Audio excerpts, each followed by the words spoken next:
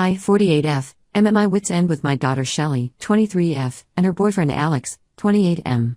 The situation has gotten completely out of hand, and I need advice on how to handle this mess. This will be a long post, so please bear with me. I never thought I would be writing something like this about my own daughter. First, some background. Shelley has always been a smart girl but somewhat impulsive with her decisions. After her father passed away when she was 10, I met Tom, 51M, and we got married when she was 12. Tom has been an amazing stepdad, always treating Shelley like his own daughter. He even paid for her college education and helped her get her first apartment when she graduated. 6 months ago, Shelley moved back home after losing her job at a marketing firm. She had worked her way up to junior account manager in just 2 years, but got laid off during company restructuring. The layoff hit her hard because she had just signed a lease on a new apartment and bought a car. Tom and I helped her break the lease and took over her car payments temporarily. We have a comfortable 3-bedroom house in a nice neighborhood, and initially, we were happy to help her get back on her feet. 3 months ago, Shelley started dating Alex, who she met through a mutual friend at the local bar. At first, Alex seemed decent enough. He had a job in IT at a local company and his own apartment. He would come over for dinner sometimes, usually bringing wine or dessert. While Tom wasn't his biggest fan, something about Alex's stories didn't add up. We tried to be welcoming for Shelley's sake. I noticed she started spending a lot of money going out with him, but I figured she was just trying to get over the job loss. Things started going downhill when Alex lost his job last month. He claimed his company was downsizing, but something felt off about his story. The company was actually hiring according to their website. He started spending more and more time at our house, eating our food, using our utilities, and practically living here without contributing anything. Shelley insisted he was actively job hunting, but we never saw him doing interviews or sending applications. Instead, he spent most days playing video games on our TV or sleeping until afternoon. The real issues began when I noticed money missing from my wallet. First it was just $20, then $50, then larger amounts. At first, I thought I was being forgetful about my spending. I even wrote down all my expenses to track them. Then my credit card statement showed several unauthorized transactions at local bars, gaming stores, and even some online gambling sites. I confronted Shelley, and she broke down, admitting that Alex had taken my card because they were desperate for money. She promised to pay it back and swore it wouldn't happen again. She said Alex had a gambling problem but was getting help for it. I was angry but decided to give them one more chance. With strict conditions, Alex needed to find a job within a month, they both had to contribute to household expenses, and there would be no more unauthorized use of our money. They agreed, seeming genuinely remorseful. Alex even showed me some job applications he claimed to have sent out. Last week, I discovered that not only had Alex not been job hunting, but he'd been running some sort of online gambling operation from our home Wi-Fi. He was using multiple devices to place bets and seemed to be involved in some sketchy online forums. When confronted, instead of apologizing, he became aggressive and told me to mind my own business. He said what he did on his own devices was his private matter. Shelley defended him, saying I was being too controlling and that we should be more understanding of their situation. She said Alex was just trying to make money the only way he could. The final straw came yesterday when I found out they had taken my spare car keys and crashed my new car while joyriding at 2 a.m., something they completely denied until I showed them the security camera footage from our neighbor's house. The car had significant damage to the front bumper and side panel, and they hadn't even planned to tell me. They had just parked it back in the garage and acted like nothing happened. When I showed them the footage, Alex actually laughed and said it wasn't a big deal since we had insurance. I told them they needed to leave immediately. Shelley started crying, saying they had nowhere to go and that I was being cruel. She brought up how her real dad would never treat her this way.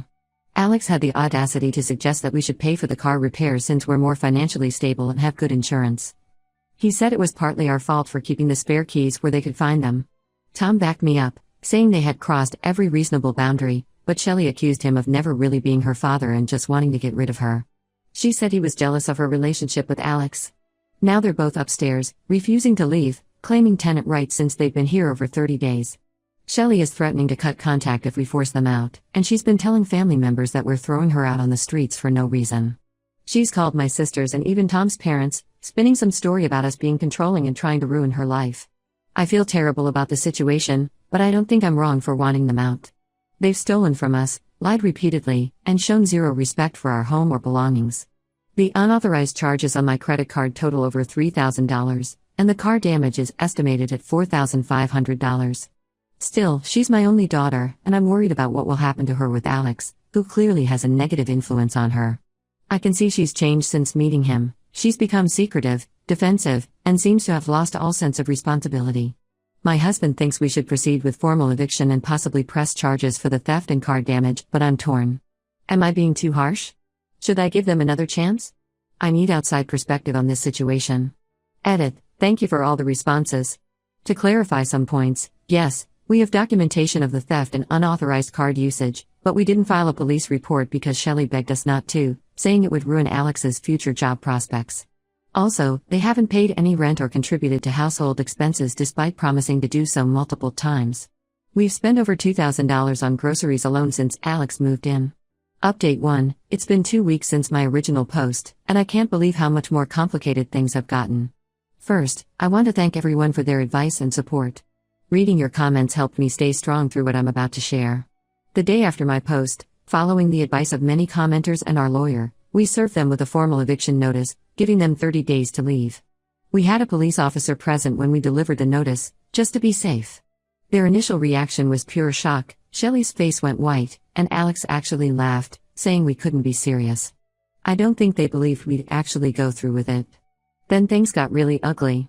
That same evening, Alex started making posts on social media about how Tom had physically threatened him with a baseball bat, completely false, and that we were discriminating against him because of his ethnic background, also false. We didn't even know his background until he mentioned it in these posts. He even tried to claim that he had partial ownership of our house because he'd fixed a leaking faucet and painted one wall in their room. He was telling everyone that he had invested money in home improvements and we were trying to steal his investment. The real bombshell came the next day when my sister Janet called me in tears. Apparently, Shelley had been telling everyone in the family that she was 3 months pregnant, and we were heartlessly throwing out an expecting mother in the middle of winter. She had even sent a fake ultrasound picture to some family members. We later found out she downloaded it from Google. I confronted her about this, and after hours of denying it, she finally broke down and admitted it was all made up. She said she thought if people believed she was pregnant, they would pressure us to let them stay. But it gets so much worse. While Tom was cleaning the garage that weekend, he found some suspicious shipping labels. After a quick search, we discovered that Alex had been selling our belongings on various online marketplaces, including my deceased mother's jewelry collection that I had been saving to give to Shelley on her wedding day. These were irreplaceable family heirlooms, including my grandmother's engagement ring. When confronted, Shelley first claimed they were just holding the items for safekeeping because they thought someone had been breaking into houses in the neighborhood. But we found most items in their room, carefully packed and ready to be shipped to buyers, along with a notebook containing a list of our valuables and their potential resale values. We immediately called the police to file a report about the theft. Shelley became hysterical, throwing herself on the floor, saying we were ruining her life and Alex's future. She screamed that we never loved her and just wanted an excuse to get rid of her.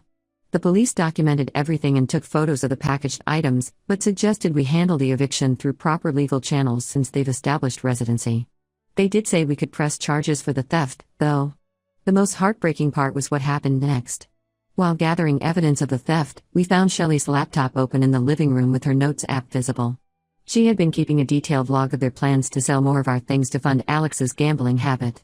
She actually wrote that we deserved to have our things sold because we were too well off and needed to learn to share our wealth. She even listed my wedding ring as a future item to sell, noting that since I work from home, I wouldn't notice it missing for a few days. Tom is beyond furious and wants to press charges for both the theft and the credit card fraud from before. He says Shelley is no longer the person we raised and that she's chosen her path. Some family members, though, particularly my older sister and my aunt, are saying we're being too harsh and should help them instead of pushing them away. They keep bringing up how Shelley lost her father young and might be acting out because of unresolved trauma. But after discovering all these lies and calculated plans to steal from us, I don't know how we can ever trust them again. For now, they're still in the house but barely speaking to us. We've moved all valuables to a safe at my sister Janet's house, the one who's actually supporting us, not the one defending Shelley. Alex spends most of his time in their room doing who knows what on his laptop. We've blocked his access to our Wi-Fi, but he seems to be using his phone as a hotspot. Shelley only comes out to get food, usually late at night when we're in bed. We've had to start locking our bedroom door at night because we don't trust them anymore. I'll update again when there are any major developments. This whole situation is breaking my heart, but everyone's comments have helped me stay firm in my decision. I never thought my own daughter would turn into someone who could lie so easily and steal from her own family, but here we are. Edit. Some people ask about cameras. Yes, we've installed them inside and outside the house now. Also, we've documented everything and have copies of all the online listings where they try to sell our things. The police have copies too. Update 2. It's been a month since my last update, and the situation has taken several unexpected turns that I'm still trying to process. I almost didn't want to write this update because it feels surreal, but I know many of you have been asking for one. First, the good news, Shelly and Alex are finally out of our house.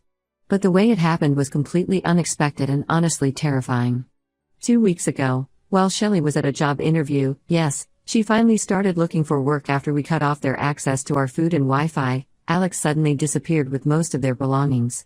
He took whatever money they had saved, Shelly's laptop, her phone, all their clothes, and even the small TV we had let them use in their room. When Shelly came home and found everything gone, she had a complete breakdown. That's when everything started coming out. Turns out Alex had been lying about his background from the start. His real name is Andrew Miller, he's actually 35, not 28, and he's still legally married with 2 kids in Michigan. He's been using the name Alex Chen and a fake birth date on all the documents he showed us. Shelly found this out when she finally went through his wallet after he left and found his real ID hidden in a secret compartment. She also confessed something that made my blood run cold. They had opened several credit cards in my name using the information they stole from our home office. I immediately checked my credit report and found over $15,000 in fraudulent charges spread across 5 different cards. They had been using these cards for months, carefully making minimum payments from my checking account, which explained some of the missing money, to avoid raising suspicion. They had even opened a card in Tom's name but hadn't used it yet.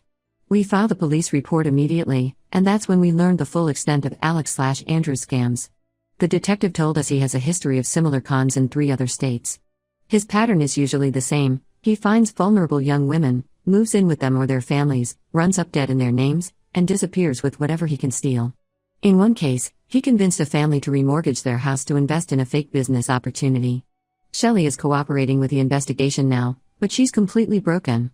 She finally admitted that she knew about some of his lies. She had caught him in several inconsistencies but was too embarrassed to admit she'd been fooled. She said he always had a way of explaining things that made her doubt her own judgment. She also revealed that he had been pressuring her to convince us to add him to our house deed, claiming it would help his credit score for their future together. Tom's reaction surprised me. While he's still angry about the credit card fraud and theft, he's being supportive of Shelly now. He says she's still young and deserves a chance to learn from this mistake. He pointed out that Alex/Andrew was clearly a practiced con man who knew exactly how to manipulate people. However, Tom is firm that she needs to move out and take responsibility for her actions, no more enabling. The police are building a case against Alex/Andrew, and apparently, we weren't his only victims during his time here. He had been running similar scams with at least 2 other families in our area. One family lost over $30,000 to his investment scam. The detective says they're working with authorities in other states to track him down.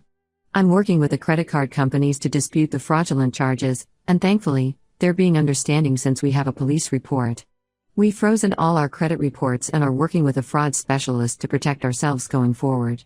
The detective advised us to check all our accounts carefully as these types of scammers often have ways of accessing accounts even after they're gone. For now, Shelly is staying with her friend while she looks for her own place. She's been giving statements to the police and trying to piece her life back together. I can see she's genuinely remorseful, but there's a long way to go before we can trust her again. She's started applying for jobs and has promised to pay back whatever she can of the stolen money. I'll update again if anything major happens, especially if they catch Alex/Andrew. The detective seems confident they will, as he apparently always tries this scam again in another state. Edit: for those asking about our house security, yes, we've changed all locks, security codes, and passwords. We're also installing a new security system this week. Update 3, final update. It's been 3 months since everything fell apart, and I think it's time for a final update. A lot has changed, mostly for the better, but there are still some complicated feelings to work through. The biggest news is that Alex/Andrew was caught trying to pull the same scam in Florida. He had already moved in with another woman and her family, using yet another fake name, when one of the detectives working our case recognized him from surveillance footage at a local casino. He tried to run but was caught, and he's now facing multiple fraud charges in 3 different states. The detective said they found notebooks detailing all his scams, including plans to target more families in the area. Shelly had to testify against him in the preliminary hearing. It was hard for her to face him, but she did it. She broke down when she saw that his wife, his real wife from Michigan, was there too with their kids. Apparently, He had been doing these scams for years while telling his wife he was traveling for work. The prosecutor says he's looking at significant prison time given the amount of money involved and the number of victims. On the financial front, things are slowly getting resolved. The credit card companies forgave the fraudulent charges after we showed them the police reports and court documents. We're still dealing with some paperwork, but at least we're not on the hook for the $15,000. We also recovered some of our stolen items that Alex had pawned, including my mother's jewelry, though several pieces are still missing. Shelley has moved into a small apartment and found a steady job at my friend's company. She's in the accounting department. Ironic, I know, but they're keeping a close eye on her. She's paying her own bills and has even started setting aside money to repay us for what she helped steal. It's not much, but it's a start. She knows it will take years to pay back everything, and even longer to rebuild trust. Tom and Shelley have started rebuilding their relationship, but it's a slow process. She finally gave him a real apology for the horrible things she said and admitted she was wrong about everything. They meet for coffee once a week to talk. Tom says she reminds him more of her old self now, the person she was before Alex came into our lives. As for me, I'm still processing everything. We've installed better security systems and cameras around the house, upgraded our home office security, and I check our credit reports religiously now. I've become much more cautious about who I trust, maybe too cautious sometimes. The whole experience has changed me in ways I'm still discovering. Shelley visits for dinner once a week, but she knows she can't live with us again. That's a firm boundary we've set. She's actually starting to understand why we need these boundaries, which shows real growth. Some weeks are better than others. Sometimes we can talk and laugh like before, other times it's still awkward and tense. Some family members, especially my older sister, still think we should have been more forgiving and let Shelley move back home. They say she was a victim too. While that's partly true, we've learned that sometimes love means letting people face the consequences of their actions. Shelley seems to be learning this lesson too. I'm sharing this final update because I want people in similar situations to know that it's okay to set boundaries with family, even when it's painful. Sometimes the kindest thing you can do for someone is to stop enabling them and let them stand on their own feet. For those wondering about Alex/Andrew's other victims, they've formed a support group and are working together with the prosecutor's office. Some of them have reached out to thank Shelley for testifying, as her testimony helped build a stronger case against him. This will be my last update.